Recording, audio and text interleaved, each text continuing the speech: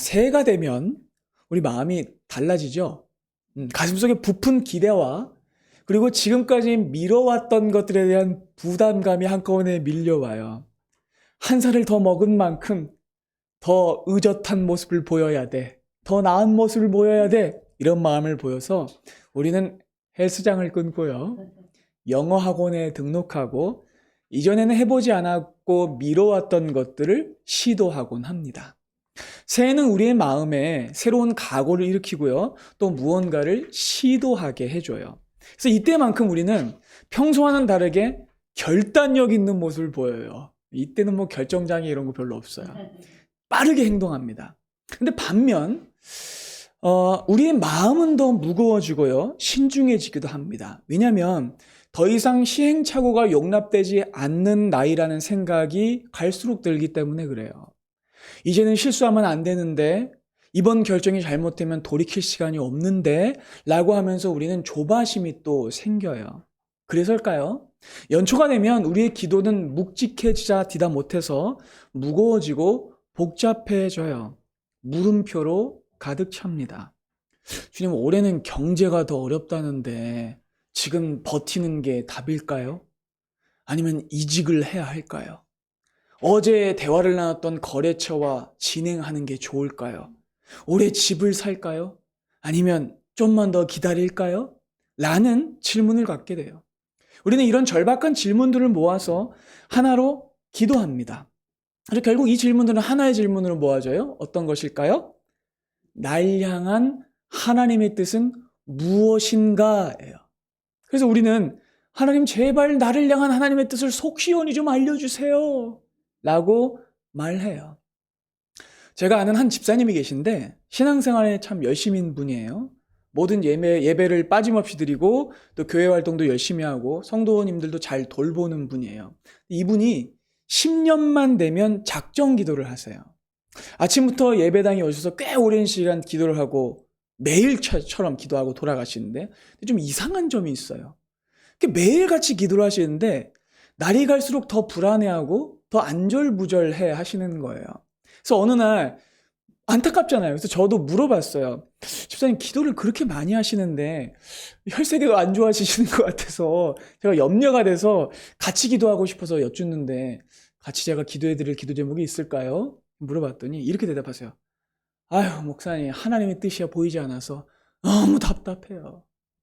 그리고선 가방에서 노트를 꺼내서 하나 보여주시는데 작정기도 노트, 응답기도 노트예요.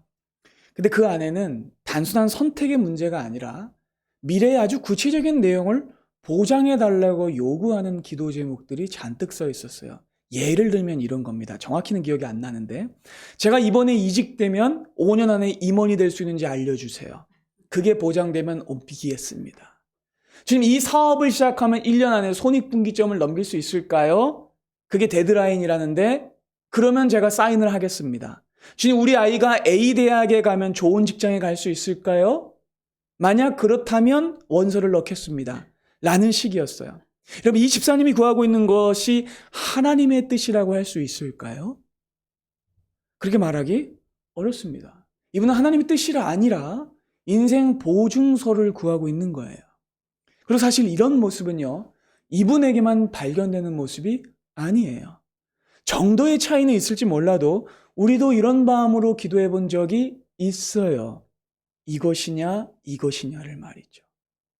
똑같은 문장으로 기도하진 않는다 해도 우리는 중요한 선택 앞에서 이 길이 맞는지 저 길이 맞는지 이것이 나에게 이익이 될지 아니면 손해가 될지를 미리 알고 싶다고 알려달라고 기도해 본 적이 많을 거예요. 여러분, 저는 지금 하나님께 묻는 기도 자체가 잘못했다고 말하는 게 아니에요. 저는 기도 자체가 아니라 하나님의 뜻을 묻는다고 하면서도 실은 나의 유익을 구하고 손해와 실패를 피하려고만 하는 사실은 기도를 빙자한 기복 행위를 잘못되었다고 말하고 있는 거예요. 여러분, 성경이 가르치는 믿음이 무엇입니까? 하나님이 저와 함께 하신다면 안개 속이라도 걸어가겠습니다 라는 것이죠. 우리가 작년 이맘때 봤던 말씀이죠. 사망의 음침한 골짜기를 내가 걸어갈지라도 내가 두려워하지 않고 하나님과 함께 걸어가겠습니다. 여러분, 이것이 믿음이죠. 여러분, 하나님께 지금 내가 선택을 앞두고 있는 이것이 성공하는 길인지 망하는 길인지 결과표를 먼저 보여달라고 요구하는 것은요, 믿음이 아니에요. 그건 하나님을 믿는 행위가 아니라 하나님에게 요구한 확실한 정보를 믿는 행위죠. 여러분, 우리는 흔히 미래를 알고 지금 진행 중인 일의 결과를 알게 되면 불안이 사라질 것이라고 기대해요. 그래서 마치 점을 치듯 하나님의 뜻을 알아내려고 애써 봅니다. 하지만 여러분, 하나님은요, 우리에게 미래의 시나리오를 브리핑해 주시는 분이 아닙니다. 우리를 설득하시는 분이 아니에요. 하나님은요, 자기 백성을 성공과 실패라는 정보로 통제하는 분이 아니라 그저 하나님을 신뢰하며 걸어가게 하는 분이십니다. 여러분, 오늘의 본문인 신명기 29장은요, 우리의 이런 오해를 바로 잡아주는 말씀이에요. 본문의 시점은요, 아주 중요한 역사적 분기점이에요. 자, 모세는요, 나이가 너무 많이 들었어요. 그리고 그는 모압 평지에서 가나안 입성을 눈앞에 둔 이스라엘에게 마지막으로 유언 설교를 하고 있습니다. 그리고 그 말씀을 듣는 이스라엘 백성들은요, 지금 우리처럼 새로운 시작 앞에 서 있는 상황이었어요. 그들은 출애굽 2세대였는데 새로운 땅 앞에 서 있었고요, 새로운 시작 앞에 서 있었고요, 새로운 삶과 새로운 도전 앞에 서 있었어요. 그래서 지금 그들도 우리와 똑같은 불안과 염려가 마음속에 가득했을 거예요. 그들은 뭘 생각했을까요? 우리가 정말 이 전쟁에서 승리할 수 있을까? 우리가 정말로 저 땅을 들어갈 수 있을까? 그리고 우리가 그 다음에도 잘 살 수 있을까? 그들은 미래를 알고 싶은 마음에 온통 마음이 흔들리고 있었어요. 근데 그때 하나님이 이렇게 말씀하시는 거예요. 오늘 본문을 함께 보실까요? 다 같이 읽어보겠습니다. 시작.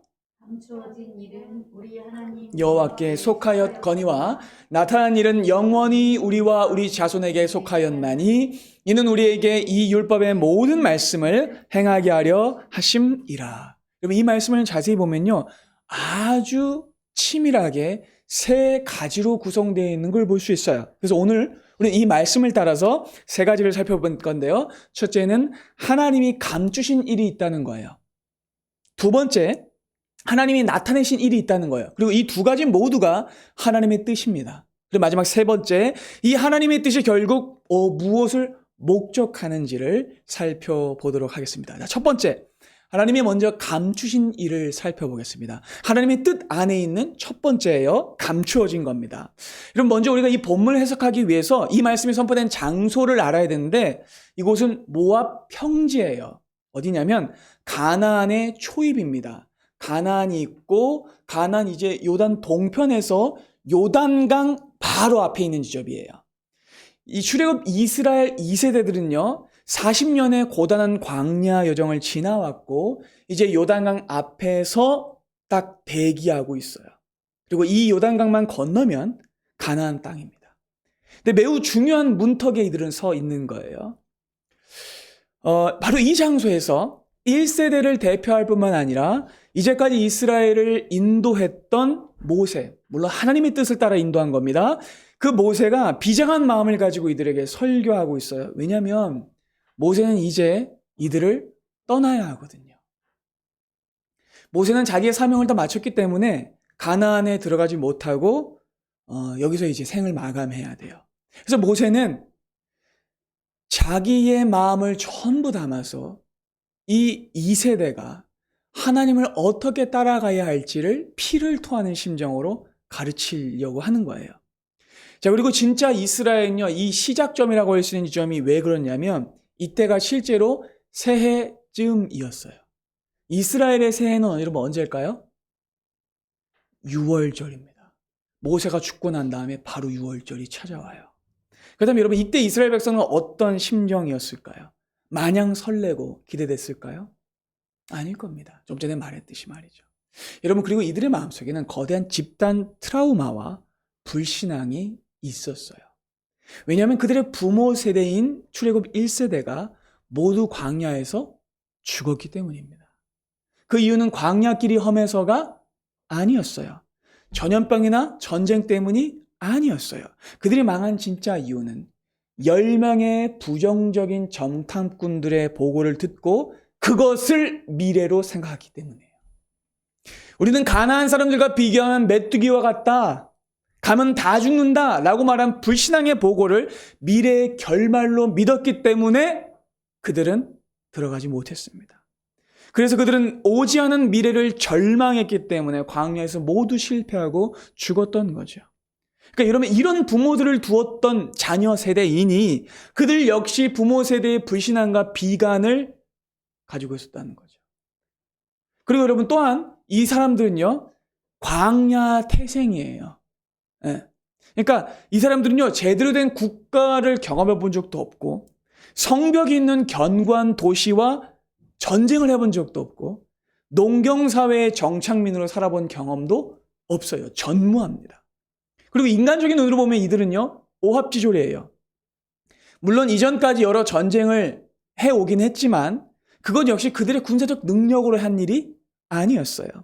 그들의 실력으로 이긴 게 아니었어요. 근데 이제 강을 건너면 무려 철기로, 그들은 아직 청동기인데 철기로 무장한 가나안 족속들과 진짜 전쟁을 해야 되는 거예요. 그러니까 그들의 마음이 얼마나 타들어갔겠어요.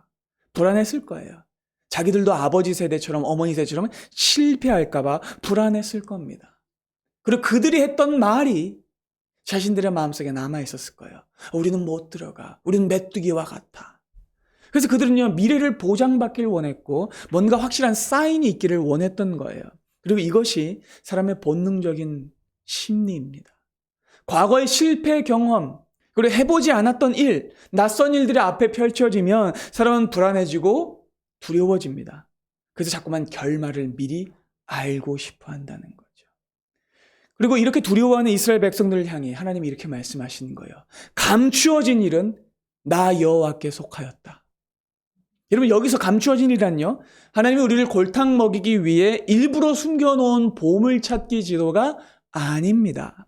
우리가 금식을 하거나 종교적 수양을 하거나 헌금을 더 많이면 받아낼 수 있는 비밀 코드가 아니에요.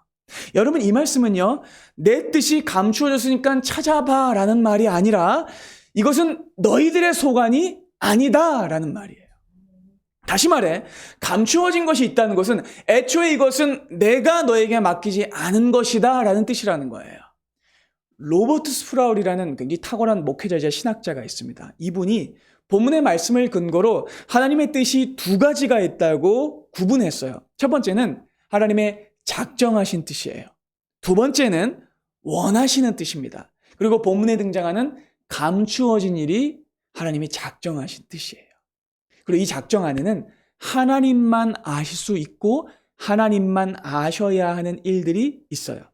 내일 무슨 일이 일어날지, 전쟁에서 그들이 승리할지 패배할지, 그리고 내가 언제 죽게 될지, 그리고 역사의 끝에는 어떤 이 일이 일어날지, 이 모든 내용들인데 이것들은 전부 다 하나님만 아시는 결과의 영역들, 작정하신 뜻 안에 있는 감추어진 것들이라는 겁니다. 여러분, 그렇다면 하나님은 왜 이것들을 감추시는 걸까요?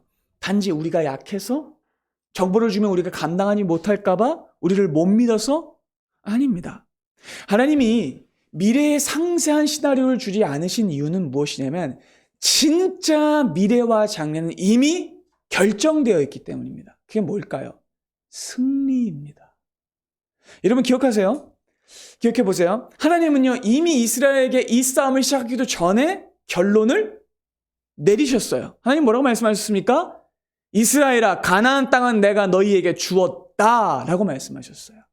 이미 승리가 약속된 거예요. 당장의 전쟁 한 판, 두 판, 세 판에 대한 그 시나리오가 아니라 완성된 승리가 이미 그들에게 확보됐어요. 이길만 하면 주겠다가 아니에요. 싸워보고 몇 전 몇 패하고 주겠다가 아니었어요. 그냥 결정적으로 그들에게 이 땅을 주셨다라고 말씀하셨어요. 하나님은 세세한 진행 과정을 감추셨고 그것은 하나님이 이스라엘이 자신을 더 의지하게 하시기 위해서였습니다. 하나님이 이렇게 말씀하신 거예요. 사랑하는 아들아, 딸아, 너희가 짊어지지 않아도 되는 짐을 억지로 짊어지려고 하지 말아라. 전쟁의 승패나 인생의 생사화복은 너희가 고민할 문제가 아니다. 왜냐하면 내가 이미 승리를 완성해 두고 준비해 두었기 때문이다. 그러니까 하나님은요, 나를 믿고 따라오라고 그저 말씀하시는 거예요. 근데 우리는 그럼에도 불구하고 하나님의 영원한 승리는 믿지 못하고 당장 눈앞에 있을 결과를 알고 싶어요. 표면적으로는 그것이 실패가 두려워서입니다. 그렇죠? 근데 여러분, 이 표면보다 더 중요하고 악독한 그 밑바닥에는 불신앙이 있다는 걸 우리는 생각해야 합니다. 정확히 말하자면 내 인생의 결과를 미리 알고 싶은 욕구 말이죠. 근데 그 결과가 진정한 미래가 아니라 조금의 미래라는 거죠. 여러분, 우리는 영화를 볼 때 스포일러를 싫어합니다. 그렇죠? 그래서 범인이 누군지, 주인공이 죽는지 사는지 미리 알려고 하지 않아요. 누가 스포일러를 말하고 하면 입을 막죠. 여러분, 유독 내가 내 인생에 대해서는요, 가장 강력한 스포일러를 알고 싶어 해요. 하나님, 이 직장에 가면 제가 10년 뒤에 임원이 될 수 있을까요? 제가 부장 달 수 있을까요? 상무까지 올라갈 수 있을까요? 제가 정년퇴직 제대로 할 수 있을까요? 라는 식으로. 그리고 이 사람과 결혼하면 제가 잘 싸우지 않고 살 수 있을까요? 그러니까 저는 제가 나중에 행복할 수 있는지를 좀 보장해주고 좀 그것 좀 알려주세요라고 구합니다. 여러분, 이건요, 마치 건물을 짓기도 전에 완성된 조감도와 설계도를 내가 가지고 있어야만 내가 첫 삽을 뜨겠다고 버티는 것과 같아요. 근데 여러분, 우리는 하나님께서 우리의 삶을 지으시는 건축주라는 사실을 잊어버리고 내가 건축주라고 생각해요. 그래서 자꾸 이 사단이 일어나는 거예요. 시나리오가 없으면 한 발자국도 떼지 않겠다는 태도는 내가 내 인생의 감독이라는 태도입니다. 그러나 여러분, 우리는 우리의 인생의 진정한 주인공이신 예수 그리스도를 보자 하는 우리는 조연들이에요. 그런데도 사람들은 자꾸만 선을 넘으려고 결과를 보여달라고 하나님께 요구합니다. 그리고 이 요구는 실은 욕구이자 욕망이죠. 여러분, 에덴에서 아담이 넘어진 지점이 바로 이 지점이었습니다. 여러분, 그가 선악과를 따먹은 이유가 뭐였을까요? 그는요, 하나님이 되고 싶었던 거예요. 그러나 하나님 의존적인 삶이 싫었고 하나님처럼 감추어진 모든 것을 알고 싶어 했습니다. 그는 그래서 그 모든 것을 알고 싶어서 선악과를 따먹었고 그 결과 어떻게 됩니까? 그의 눈이 밝아졌어요. 그런데 그는 감추어진 것을 보기보다는 오히려 발가벗겨진 자기만 보게 됐죠. 여러분, 하나님께서 감추신 것에 침묵하는 것은요, 무관심이나 무력함이 아니에요. 그건 불신앙이 아닙니다. 오히려 그건요, 믿음이에요. 종교개혁가 장 깔백은요, 이렇게 말했습니다. 하나님이 그 거룩한 입을 다무신 곳에서는 나도 의문을 버린다 라고 말했어요. 여러분, 하나님께서 감추신 것에 침묵하는 것, 더는 궁금해하지 않는 것이 우리를 위한 일입니다. 그러나 하나님 것은요, 다만 감추어진 것만 두지 않고 열어두신 것도 있어요. 그것이 바로 두 번째로 나타난 일입니다. 자, 본문 후반절을 한번 볼까요? 자, 여기서 나타난 일은 영원히 우리와 우리 자손에게 속해 있습니다. 하나님이 감추신 것이 있다면 나타난 것도 있죠. 하나님은 우리에게 미래의 정보를 세세히 주지 않으시지만 그렇다고 우리를 방치하시는 건 절대로 아니에요. 아니, 하나님은 오히려 더 본질적이고 더 확실하고 가장 우리에게 필요한 것을 주셔서 우리를 이끌어 가십니다. 여기서 나타난 일이 일단 무엇이냐면 성경에 기록되어 있는 하나님의 구체적인 뜻이에요. 거룩하라, 정직하라, 사랑하라, 용서하라 같은 명령들이죠. 쉽게 말해 10계명입니다. 하나님의 율법이에요. 그러니까 하나님은요, 율법을 통해 하나님의 뜻을 나타내셨고 우리에게 맡기셨습니다. 그리고 이건 역시 자기 백성을 지키고 성장시키기 위해서였어요. 자, 여러분, 이제 이스라엘이 들어가게 될 가나안 땅을 한번 생각해 보세요. 여러분, 이 땅이 어떤 땅이냐면 미래를 알기 위해 점을 치는 땅이에요. 우상에게 질문하고 각종 수단과 방법을 총동원해서 인생의 길흉화복에 대한 전개를 묻는 땅이에요. 올해 농사가 흥할지 망할지 우상에게 묻고 만약에 망할 거라는 점괘가 나오면 어떻게든 그 우상을 만족시켜서 풍년이라는 점괘를 얻어내려는 땅이 가나안 땅입니다. 그래서 그들은 때때마다 신탁을 구했고 온갖 직료를 구하며 불안을 달랬습니다. 그렇다면 여러분, 그런 땅에 들어가게 된다면 이스라엘이 가장 먼저 배울 것도 무엇일까요? 이런 것들입니다. 왜냐하면 이런 것들이 당시 이스라엘 사람들의 눈에는 최첨단의 문화로 보였을 것이기 때문입니다.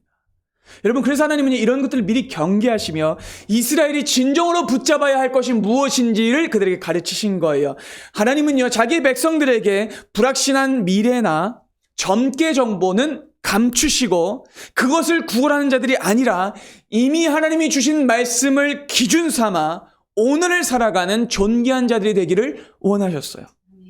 어떤 분들은 이렇게 질문할 수 있어요. 그럼 목사님, 결국 성경 보라는 얘기인 거잖아요. 너무 뻔한 얘기 아닙니까? 저에게는 지금 당장 내릴 결정이 어떻게 내릴지 조언이 더 중요하다고요. 저는 지금 제가 어느 회사를 선택해야 할지가, 어느 곳으로 이사 가야 할지가 더 중요하다고요 라고 말하실 수도 있어요. 근데 여러분, 성경은요, 한 번도 이런 것들을 말하지 않습니다. 네, 한 번도 말하지 않아요. 여러분, 성경에는요, 여러분들이 갈 회사의 이름이 써있지도 않고요, 투자할 종목이 기록되어 있지도 않아요. 성경은요, 타로 카드가 아니고 토정 비결도 아니고 주역책도 아니고 정감록도 아닙니다. 여러분, 성경이 우리에게 주는 건요, 전방 300m 우회전입니다 하는 내비게이션이 아니라 성경이 우리에게 주는 건요, 말씀의 나침반이에요. 그 나침반을 따라가게 하시는 거예요. 하나님은 우리를 기계적인 지시를 따르는 로봇으로 만들지 않으셨고 말씀이라는 나침반을 들고 스스로 분별하며 걸어가는 인격적인 존재로 지으셨어요. 성경은 우리에게 나타난 하나님의 뜻과 변함없이 바른 방향을 우리에게 가르쳐줘요. 성경은요, 거룩을 가리킵니다. 성경은요, 진리를 가리킵니다. 성경은 사랑을 가리킵니다. 성경은 용서를 가리킵니다. 성경은 우리의 주와 왕 되신 하나님을 가리킵니다. 성경은 예수 그리스도를 가리킵니다. 그리고 그리로 가면 성공합니다. 진짜로 성공합니다. 그러니까 여러분, 오직 성경만이 기준을 바꾸지 않는 거예요. 쉴 새 없이 변화하는 시장 흐름 속에서, 세상 점괘 속에서, 오늘의 운세 속에서 절대 흔들리지 않고 사라지지 않는 명확한 기준과 목적지가 오직 성경에만 있는 거예요. 하나님은요, 말씀을 통해 성도가 항상 바른 방향을 통해 나아가도록 하시지, 현실의 복잡한 현실 속에서 침을 뱉어가지고 탁 붙어서 얼굴로 튀면 뒤로 가게, 그렇게 하지 않으시는 분이에요. 여러분, 그래서 시편 119편이 뭐라고 말씀합니까? 오늘의 두 번째 본문이죠. 함께 암송해 볼까요? 주의 말씀은 내 발의 등이요 내 길의 빛이니이다. 여러분, 등불, 왜 하나님이 등불로 말씀하셨을까요? 등불은 내 발밑을 비춥니다. 당장의 앞길을, 방향을 보여줘요. 그리고 이것이 하나님이 우리의 인생을 인도하시는 방식이에요. 하나님은 서치라이트가 아니라 오늘 하루의 등불을 주신 거예요. 여러분, 우리는요, 앞을 전부 내다보는 목자가 있기 때문에 우리는 발치 앞만 보고 가면 돼요. 아브라함도 그랬죠. 그는 갈 바를 알지 못하고 나아갔습니다. 그의 손에는 지도가 없었어요. 그 앞에는 자신이 앞으로 건너갈 산과 바다의 지형지물 정보가 없었어요. 앞으로 만날 사람들에 대한 엑셀 정보나 그들의 어떤 신분이나 커리어 프로필이 없었습니다. 그에게는 오직 가라 명하시고 함께 하시겠다고 말씀하신 하나님밖에는 없었습니다. 그러나 바로 그랬기 때문에 아브라함은 안전했어요. 그에게 지도가 있어서가 아니라 그에게 어떤 결정을 내릴 점괘 카드가 아니라 하나님의 뜻이 그에게 나타나 보여졌기 때문에 그는 안전했어요. 케빈 드영이라는 미국의 훌륭한 목사님이 계신데 이분이 본문을 해석하면서 이렇게 말씀해요. 하나님은 우리가 숨겨진 뜻을 찾아내느라 인생을 허비하기를 원하지 않으신다. 하나님은 우리가 이미 드러난 명백한 말씀에 귀 기울이고 순종하기를 원하신다 라고 했어요. 여러분, 그럼 우리 삶에 본격적으로 구체적으로 적용해 볼까요? 여러분들에게 나타난 하나님의 뜻은 무엇일까요?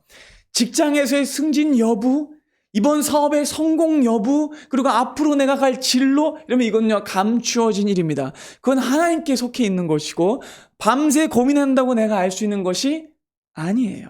그러나 여러분, 분명히 여러분들에게 보여지는 것이 있어요. 나타나는 것이 있어요. 그게 뭘까요?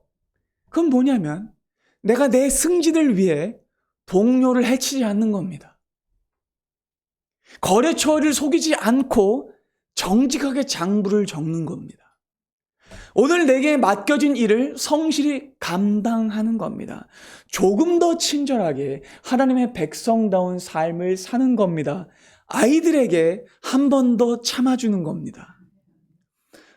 소리 2번 지를 일을 한 번만 지르는 거예요.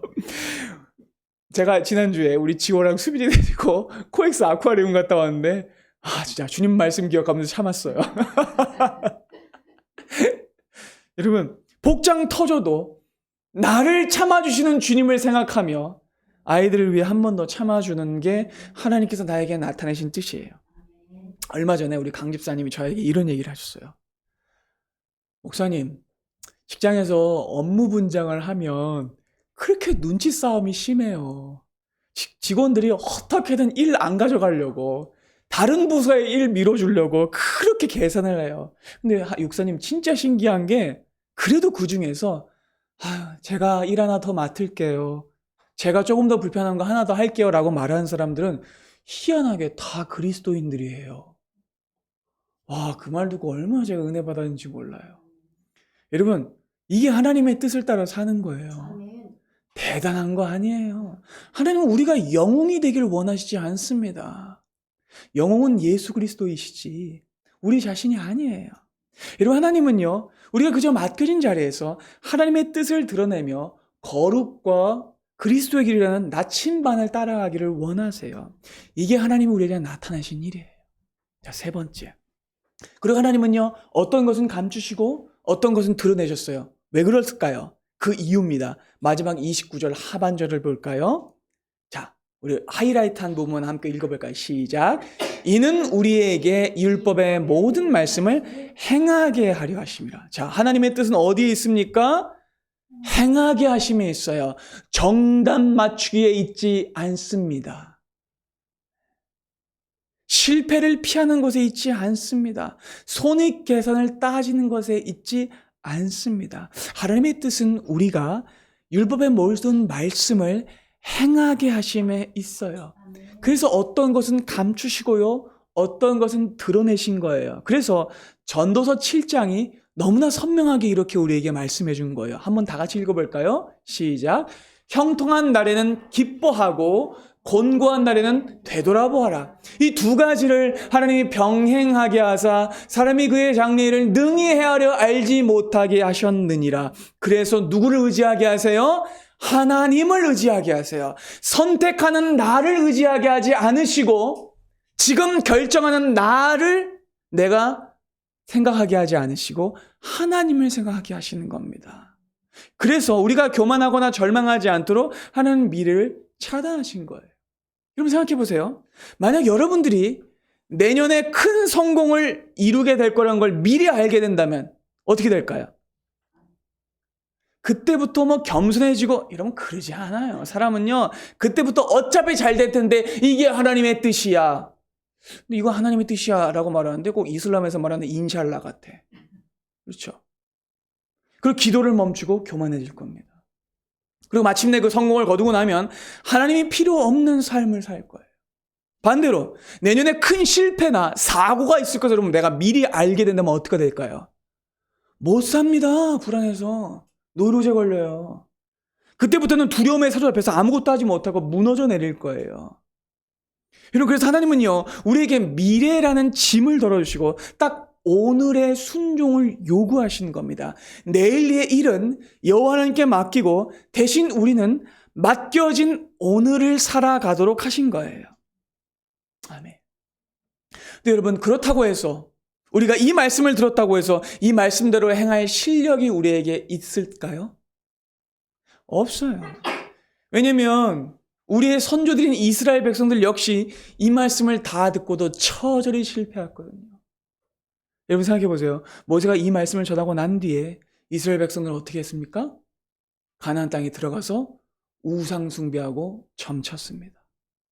감추어진 것만 알려고 했고 나타난 것은 생 무시했습니다. 하나님의 계명을 따라 살지 않았죠. 그래서 결국 어떤 일이 벌어집니까? 나라가 또다시 망했고 나라가 분열됐고 바벨론의 포로가 되어 수치스러운 역사를 살게 됐죠. 그리고 여러분 이런 실수는 우리에게도 동일해요. 우리도 이스라엘 백성들과 똑같습니다. 우리도 이 말씀을 들었음에도 불구하고 또다시 얼마가 지나면 내 앞길이 어떻게 될까? 하나님 어느 걸 선택해야 됩니까? 라고 말하면서 감추어진 것에만 집착하고 나타나는 것은 소홀해져요. 성도 다음을 잃어버리고 짜증스러움만 남죠. 하나님 이거 얘기해 줄 때까지 나 안 할 거야 라고 말하면서 지금 내가 해야 할 거룩과 사랑과 하나님의 뜻을 따라 살지 못해요. 여러분 우리는 그렇게 하나님께서 나타나실 일, 우리에게 맡겨진 일은 외면합니다. 우리는 말씀을 아무리 들어도 온전히 지키지 못해요. 그 이유는 뭐 때문입니까?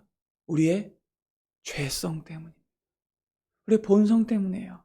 우리는 바로 이 죄 때문에 우리의 미래가 조금만 투명해 보이지 않아도 불안해서 잠을 못 자고 손해가 날 것 같으면 굉장히 고통스러워합니다. 그래서 결국 또 실패하고 말죠.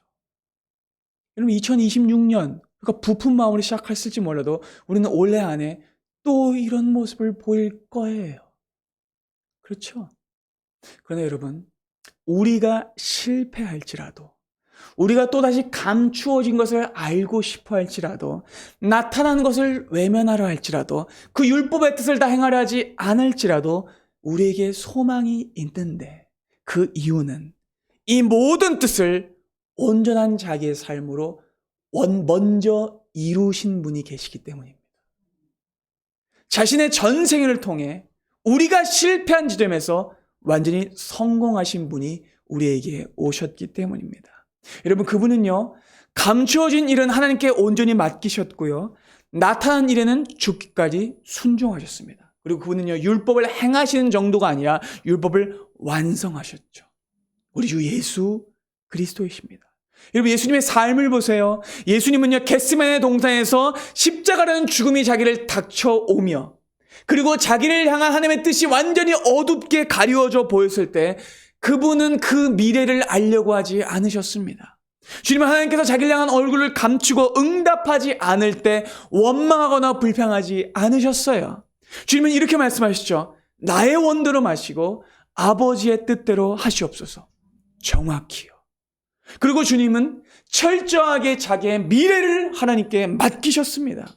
그리고 주님은 도망치는 대신 십자가를 지셨죠. 왜요? 십자가를 지라는 것이 자기에게 주신 하나님의 나타내신 뜻이었기 때문입니다. 그래서 주님은 끝까지 원수를 사랑하라는 그 명령을 우리 중 누구도 지키지 못했던 그 명령을 홀로 지키셨던 거예요. 하나님의 뜻에 순종하였습니다. 그리고 이것이 왜 우리에게 구원이 될까요? 여러분 우리는 진정으로 우리에게 신경 써야 할 것은 여러분 무엇이냐면 5년 뒤의 인생이 아니에요. 10년 뒤의 내 노후가 아니에요. 당장 이후에 있을 내 자산의 크기가 아닙니다. 여러분 우리가 진정으로 두려워해야 할 건 무엇이냐면 세상 어느 누구도 감당하지 못할 미래의 심판이에요. 원래 우리에게 진짜로 준비되고 우리를 기다리고 있었던 건요. 미래의 저주와 실패와 죽음이었습니다. 우리에게 약속된 건 그거밖에 없었어요. 죄의 문제가 해결되지 않으면 아무리 올해가 잘 풀린다고 해도 10년 뒤, 20년 뒤에 내 자산이 몇 억이 된다고 할지라도 사람은 영원히 망해요. 그런데 예수께서 당장의 미래가 아니라 영원한 미래를 우리에게 바꿔주시기 위해 우리에게 오신 겁니다. 우리가 감당하지 못하고 벌벌 떨던 미래의 영원한 심판, 너무나 두려워서 마주하지 못하고 며칠 뒤의 결과만 보고 있는 우리를 위해 예수 그리스도께서는 진정한 결말을 바꿔 영원한 행복으로 우리에게 약속해 주셨죠. 주님은 그 미래를 바꾸신 겁니다. 그래서 여러분 우리는 진정한 미래를 바라봐야 하는 거예요.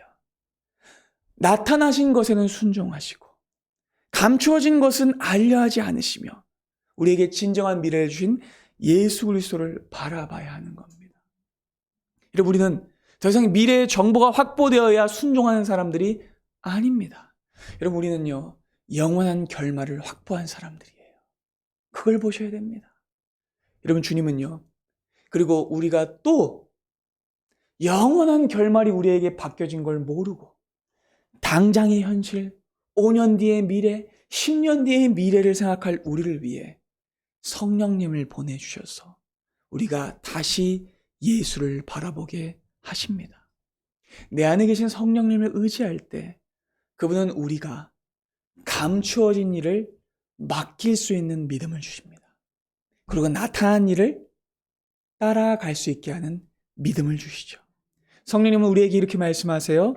내일 일은 나에게 맡기고 내일은 내가 책임질 테니 너는 오늘 너의 할 일을 해 나가거라.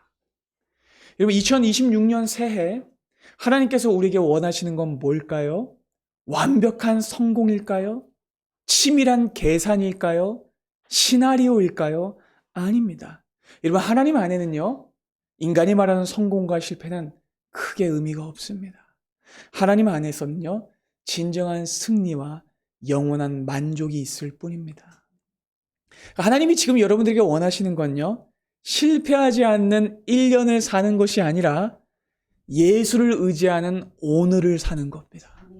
그분을 의지하며 하나님이 감추신 것을 인정하고 나타내신 것에 순종하며 말씀을 따라 살아갈 때 우리는 진정 성공적인 한 해를 살아갈 수 있을 겁니다. 여러분, 하나님은요, 우리에게 올해보다 크신 예수 그리스도를 주셨습니다. 5년 뒤, 10년 뒤의 성공보다 더 큰 영원한 만족과 안식과 성공을 주셨습니다. 여러분의 인생 전체보다 큰 하나님의 자녀됨이라는 축복을 주셨습니다.